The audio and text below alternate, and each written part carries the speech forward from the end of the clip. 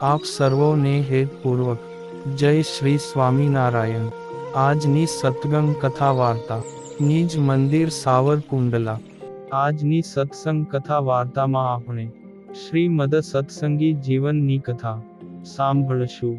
પ્રકરણ 4 અધ્યાય 61। ભગવાન શ્રી હરિ કહે છે કે, હે પુત્રો, ફાગણ માસમાં વદ પડવાના દિવસે શ્રી કૃષ્ણ ભગવાને અર્જુનના ઉત્તરા ફાલ્ગુની જન્મ નક્ષત્રમાં ગિરનાર પર્વત ઉપર પધારી અર્જુન અને યાદવોની સાથે બહક્રીડા કરી છે।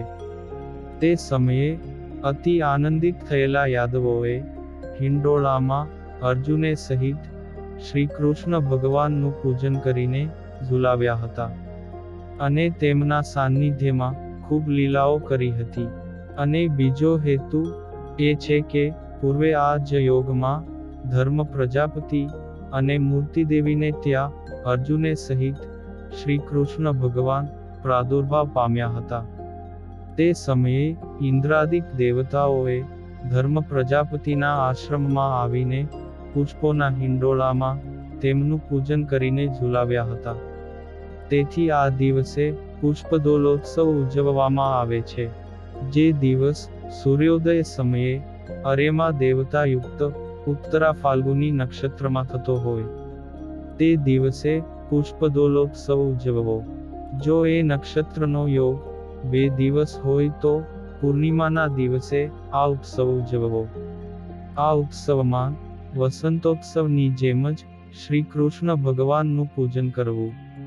તેમાં શ્રી નર નારાયણ ઋષિની પૂજામાં જે વિશેષતા છે તે કહું છું। પ્રાતઃકાળે ષોડશોપચાર અને મહાઆરતી વગેરે કરીને શ્રી નર નારાયણ ઋષિની પૂજા કરવી। શ્વેત સૂક્ષ્મ વસ્ત્રો, શ્વેત સુગંધિમાન ચંદન, શ્વેત પુષ્પો અને તુલસી દલથી પૂજન કરવું અને નૈવેદ્યમાં શીરો અને બદ્રીના ફળ ધરાવવા। તેમજ શ્રી નર નારાયણ ઋષિને પુષ્પના પારણિયામાં દક્ષિણાભિમુખે પધરાવી પૂજારીએ ઝુલાવવા। જો શ્રી નર નારાયણ ઋષિની મૂર્તિ અચળ હોય તો પૂજારીએ તે જગ્યાએ શ્રી બાલકૃષ્ણને ગીત વાજિંત્રો સાથે પારણિયામાં પધરાવવા ને વસંતઋતુમાં થયેલા પુષ્પોથી પૂજા કરવી। ત્યાર પછી ભગવદ ભક્તોએ પરસ્પર રંગ ગુલાલ ઉડાડીને રંગક્રીડા કરવી। આ ઉત્સવમાં વસંતોત્સવની જેમ જ મર્યાદા પ્રમાણે ક્રીડા કરવી। આ ઉત્સવમાં ધર્મપુત્રના પુષ્પદોલોત્સવના પદોનું ગાન કરવું। પછી આરતી ઉતારીને શ્રી બાલકૃષ્ણને પારણિયામાંથી નીચે પધરાવવા અને મુખ્ય પૂજારીએ હરિભક્તોને જમાડી પછી જમવું અને બીજે દિવસે મંદિરને વાળવું। જે પ્રમાણે રંગ ગુલાલ આદિકના લેશ માત્ર અવશેષ ન રહે તે રીતે સ્વચ્છ કરવું। ભગવાનને ધારણ કરાવેલા વસ્ત્રો અને પાથરેલા ઉલ્લેચો આદિક વસ્ત્રો વગેરે ધોવા અને ભગવાનને બીજા વસ્ત્રો ધારણ કરાવવા ને અન્ય વિધિ તો પૂર્વવત જાણવી। હવે મત્સ્યાવતારના પ્રાગટ્યોત્સવનો વિધિ કહું છું।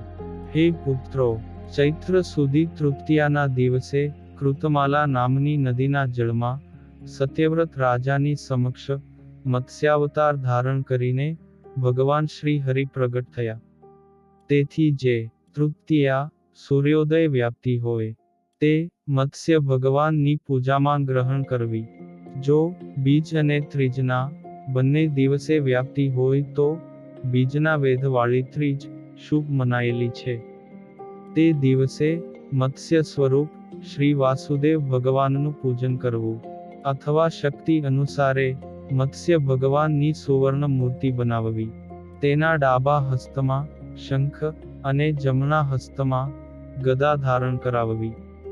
ઉપરના અર્ધા ભાગમાં મનુષ્યાકૃતિ અને નીચેના ભાગમાં મત્સ્યાકૃતિ બનાવવી અને તેનું પૂજન કરવું। પછી નૈવેદ્યમાં દહીં, ભાત તેમજ દહીં વડા ધરાવવા અને પૂજા કરનારે આ ઉત્સવમાં મત્સ્ય જન્મ કથાનું ગાન કરવું। હે પુત્રો, ત્યારબાદ મત્સ્ય ભગવાનની મહાઆરતી કર્યા પછી જ ભોજન ગ્રહણ કરવું. આ ઉત્સવમાં આટલી જ વિશેષતા છે. બાકીનો વિધિ તો હંમેશના પ્રમાણે જાણવો. હવે રામનવમીના ઉત્સવનો વિધિ કહું છું. હે પુત્રો, ચૈત્ર માસના શુક્લ પક્ષની નવમી તિથિએ પુનર્વસુ નક્ષત્રના ઉદય લગ્નમાં ગુરુ અને ચંદ્રના યોગમાં ગ્રહ પંચક પોતાના ઉચ્ચ સ્થાનમાં રહેતા જ્યારે સૂર્ય મેષ રાશિમાં પ્રવેશ્યો હોય ત્યારે કર્કટ લગ્નમાં શુભ અવસરે પરમ પુરુષ શ્રી રામચંદ્રજી ભગવાનનો રાજા દશરથ અને કૌશલ્યાજીને ત્યાં પ્રાદુર્ભાવ થયો હતો. આ નવમી તિથિ અષ્ટમીના વેધ રહિત મધ્યાહન પર્યંત વ્યાપતી હોય. તે નવમી તિથિ શ્રી રામચંદ્રજીના પૂજન અને ઉત્સવમાં ગ્રહણ કરવી. જો આઠમ અને નવમીની બીજી તિથિએ મધ્યાહ્ને નવમી વ્યાપ્તિ હોય અથવા ન વ્યાપ્તિ હોય તો પણ બીજી તિથિએ જ નવમી ગ્રહણ કરવી. અષ્ટમીના વેધવાળી નવમી તિથિએ પુનર્વસુ નક્ષત્રનો યોગ હોય છતાંની તેનો ત્યાગ કરવો. કારણ કે વ્રત વિધાયકના વચનમાં નવમી શબ્દ ગ્રહણ કર્યો હોવાથી પુનર્વસુ નક્ષત્ર રહિત હોવા છતાંને પણ બીજે દિવસે ઉપવાસ કરવો. જો વેધવાળી નવમીનો ક્ષય હોય તો આઠમના યોગવાળી નવમી તિથિ ગ્રહણ કરવી. આ રામનવમીના દિવસે નિરાહાર ઉપવાસ કરવો ને શ્રી રામચંદ્રજીનું પૂજન કરવું. હે પુત્રો, આ ઉત્સવમાં રમાપતિ શ્રી ભગવાનને મુગટ અને પીતાંબર ધારણ કરાવવા. હાથમાં ધનુષ્ય બાણ તથા સુવર્ણના તારે યુક્ત પટકો કેડે બાંધવો. અને નૈવેદ્યમાં કેસરીયો બિરંજ, મોતિયા લાડુ, સાકર, દહીં અને દૂધ અર્પણ કરવું. ને બાકીનો વિધિ તો પૂર્વવત જાણવો. આ દિવસે મધ્યાહ્ને શ્રી કૃષ્ણ ભગવાનનું શ્રી રામ નામથી પૂજન કરવું. અથવા રાજાધિરાજના લક્ષણોથી યુક્ત સુવર્ણની શ્રી રામચંદ્રજીની મૂર્તિ બનાવડાવીને તે યુવાન, પ્રસન્ન મુખ, સિંહના જેવા સ્કંધોથી શોભતા, મહાબળવાન, આજાન બાહુ અને ધનુર્ધારી બનાવડાવવા. પૂજા કરનાર ભક્તજને ગીત વાંજિત્રોના નાદ સાથે તેમની મહાપૂજા કરીને શ્રી રામ જન્મના પદોનું ગાન કરવું અને કરાવવું. આ વ્રતના દિવસે નિરાહાર ઉપવાસ કરનારા ભક્તજને બીજે દિવસે ફરીથી શ્રી રામચંદ્રજીનું પૂજન કરવું અને સાધુ બ્રાહ્મણોને જમાડી પછી પારણા કરવા. આમ મર્યાદા પુરુષોત્તમ શ્રી રામચંદ્રજી ભગવાનના જન્મોત્સવનો વિધિ કહ્યો. અને હવે પછીની કથા વાર્તા આપણે આગળના ભાગમાં સાંભળશું.